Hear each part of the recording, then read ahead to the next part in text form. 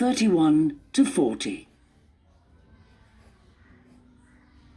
Well, I've been talking to managers in a number of businesses and reading surveys about the future of management.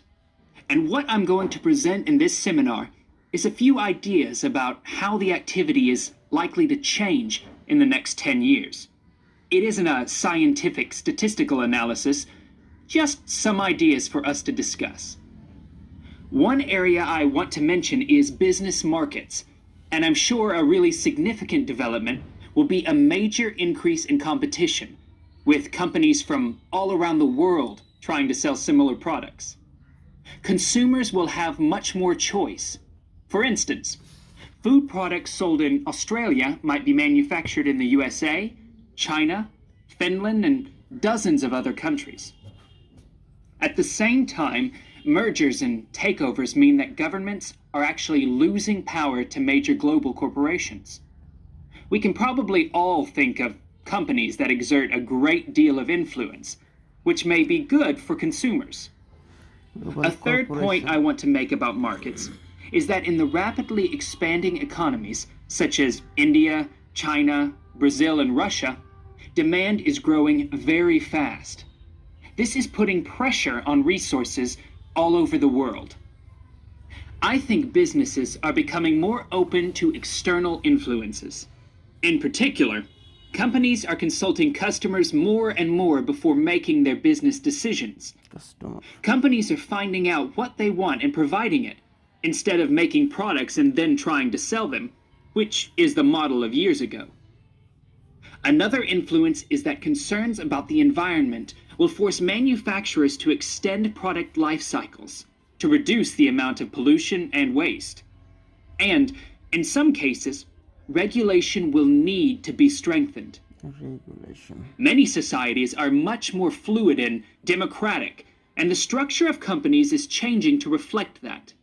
I think we're going to see a greater emphasis within companies on teams created with a specific project in mind.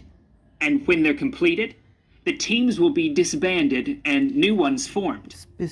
More and more people see work as simply one part of their lifestyle, and not the most important one.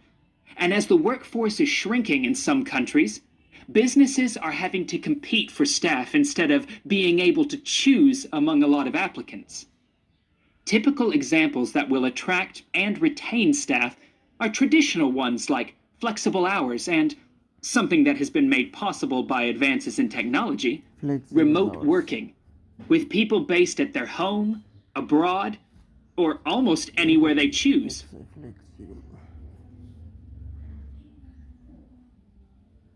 Management styles will almost certainly continue to change. Senior managers will require a lot more than the efficiency that they've always needed. Above all, they'll need great skills in leadership so that their organization can initiate and respond to change in a fast-moving world where they face lots of competing requirements and potential conflicts. In most of the world, the senior managers of large businesses are mainly men in their 50s and 60s. The predominant style of management will almost certainly become more consultative and collaborative, caused, above all, by more women moving into senior management positions. Many of the changes are influenced by developments in the wider economy. The traditional emphasis of business was manufacturing, and of course the service sector is very important. But we shouldn't overlook the growing financial contribution of IP, that is, intellectual property. Some books and films generate enormous sums from the sale of related DVDs, music, games, clothes, and so on.